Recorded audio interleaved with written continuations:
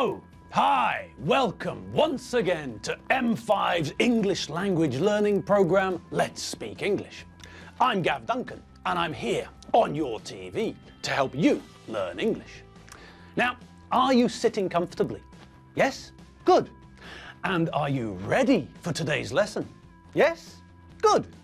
Okay, well, let's learn English together. And here we are. Yes, we're back. Not from outer space, but from somewhere else. Somewhere closer to home. So, how are you all this afternoon? Is everything going well today? Did you get a good night's sleep? I hope so. And what about your morning? Was it a good morning? Did you wake up feeling refreshed? Did you make something nice for breakfast? Perhaps you cooked some eggs and bacon. And if you cooked eggs, then how did you cook them?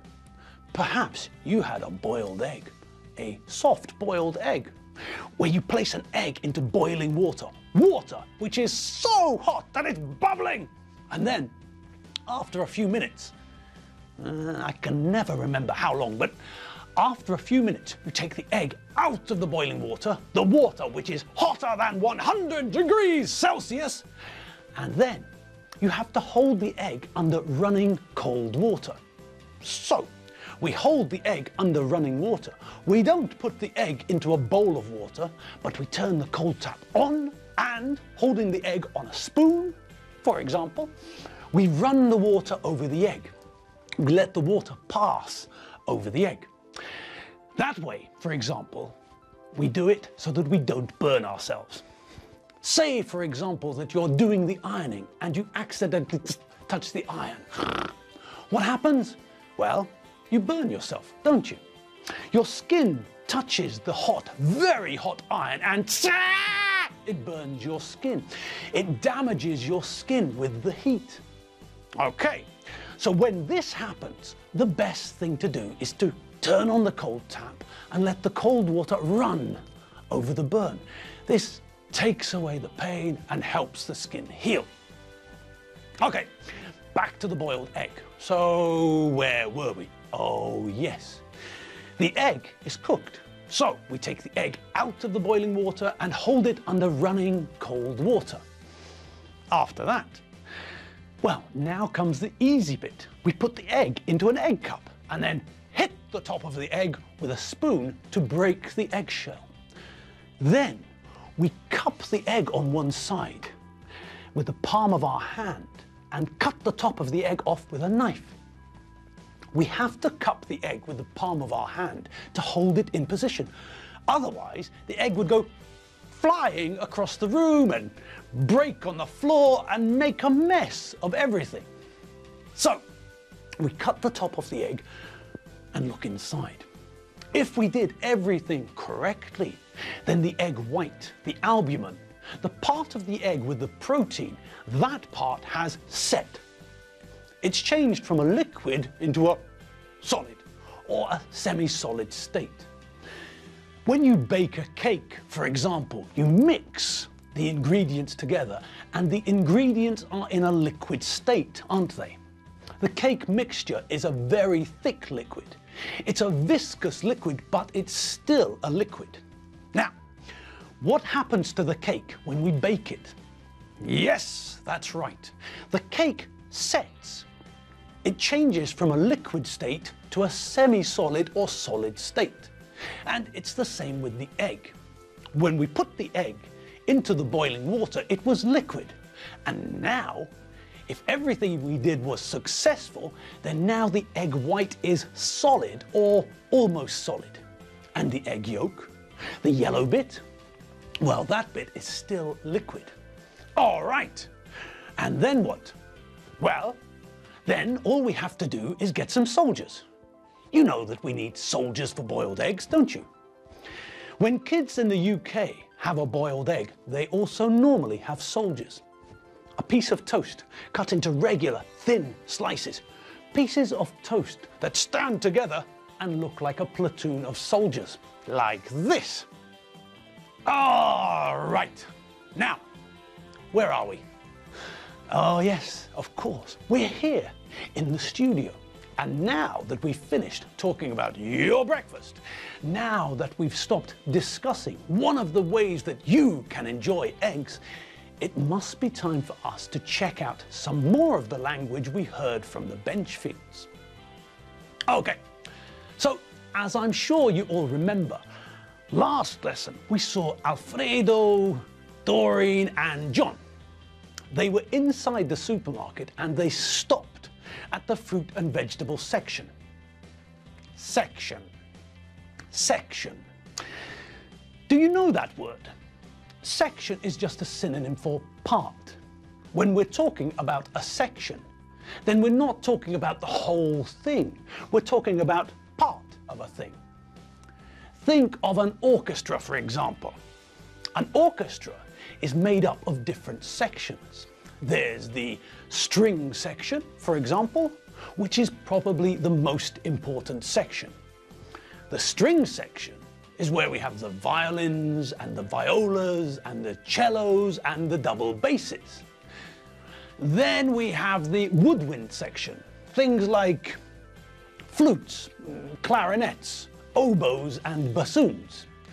After that, we've got the brass section, the trumpets, trombones, French horns and tubas. Finally, there's the percussion section, the section where musicians hit things to make music, things like drums, timpani, triangles, gongs, xylophones, anything you can hit to make music, really.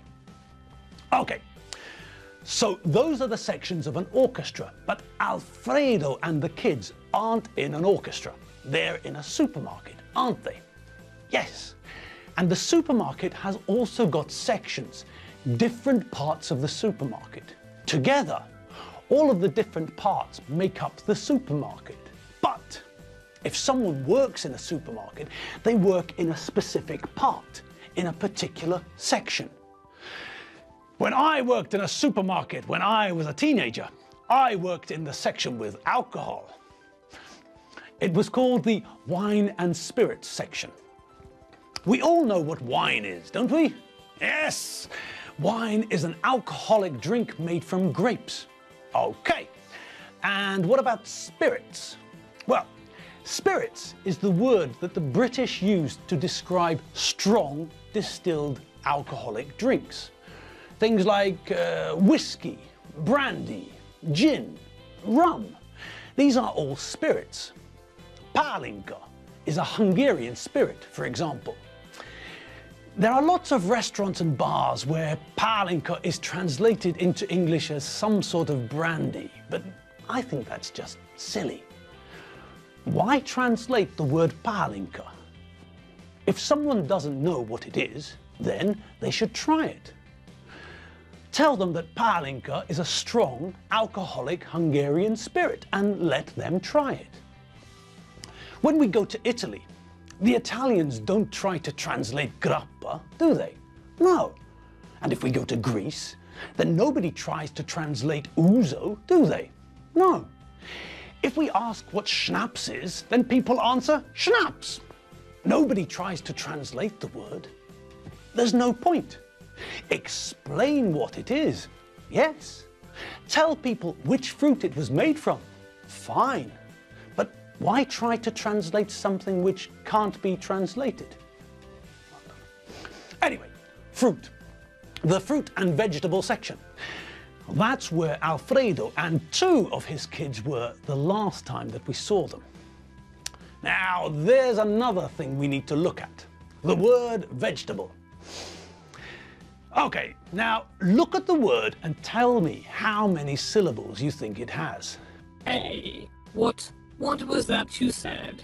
A syllable? A syllable? What's a syllable? What do you mean, what's a syllable? Good God! Have you forgotten already? Okay. A syllable, for those of you who've forgotten, like Citizen Smith here, is a sound in a word. Different words have different numbers of syllables. My name, Gavin, has got 2 syllables, ga and vin. The short name I normally use, Gav, has only got 1 syllable. The word anti-disestablishmentarianism has got, blimey, 12 syllables. Okay, now forget anti-disestablishmentarianism for a moment and think about the section of the supermarket where we last saw Alfredo, John and Doreen. Okay, fruit. How many syllables? 1. Correct. And what about the next word? This one. Okay. So what do you think? When you look at that word, it looks like it's got, what, 4? Is that what you think? It looks like that word has got 4 syllables, doesn't it? Yes. It looks like that, but it doesn't have 4 syllables. That word has only got 3 syllables. When we pronounce the word, we squash the middle of the word together. We don't separate the parts of the word, we squash them together. So it's not vegetable. No, it's pronounced vegetable. Vegetable. So there are only 3 syllables in the word. Vegetable. Easy. So we never ask, which vegetables do you like? We always ask, which vegetables do you like? Okay, now, where were we? Oh yes, Alfredo, John and Doreen were in the fruit and vegetable section of the supermarket, weren't they? And they were putting apples into their trolley, weren't they? But there was a problem, wasn't there? Yes, of course. With the bench fields, or at least when Alfredo goes shopping with the kids, there are always problems. Anyway, what other language did we hear them using last time? Were there any new or difficult things that we need to think about? I don't think there were there? There was one phrase which I don't think we've seen before. Alfredo said that something was a slip of the tongue. Now, what do you think that might mean? Well, for a start, what's a tongue? A tongue is the muscle in your mouth that you use to speak. If you don't have a tongue, then you can't speak. Normally, you don't stick your tongue out. It's rude to stick your tongue out at people. But sometimes, like for instance when you go to see the doctor, say you've got a sore throat or something, then the doctor might ask you to stick your tongue out and say, ah, like this. In this case, it's not rude to stick your tongue out. The doctor wants you to move your tongue out of the way so that he or she can see into your throat. Okay, now let's think about the situation where Alfredo used the phrase. It was just after he'd called John the wrong name, wasn't it? And John wasn't happy about it. And that's when Alfredo said it was a slip of the tongue. Now, a slip is another word for a mistake. And here, this means that a slip of the tongue is something you said by mistake. Alfredo didn't mean, didn't intend, didn't plan, didn't aim to call John the wrong name. But, well, maybe he wasn't concentrating or something. So it was just a mistake. Alfredo was thinking about something else. Maybe he was thinking about Tim and he just said Tim's name. My mum does this all the time. She calls me Gary. But I'm not Gary. Gary is my sister's husband. Gary is my brother-in-law. My mum also calls me Jack. But my name is Gav, not Jack. Jack is my nephew. He's my sister's and Gary's son. But when my mum isn't concentrating, she makes these mistakes. But it's not a problem. I know that it's just a slip of the tongue. A small, unimportant mistake that she makes when she's talking to me but thinking about someone else or something else. Oh, and blimey, we've reached the end of another lesson. Oh, crikey. Well, we didn't see the bench fields today, but don't worry. There's no point in crying over spilt milk, as we all know. We'll catch up with the bench fields tomorrow, don't you worry. As for the rest of the afternoon, well, you're free to do whatever you fancy. Have another coffee, take the dog for a walk, scratch the cat behind its ears, tickle the guinea pig, whatever you feel like. I'll see you all tomorrow. So until then, have fun, and have fun. Oh, and don't forget, www.m5tv.hu. See you later. Bye.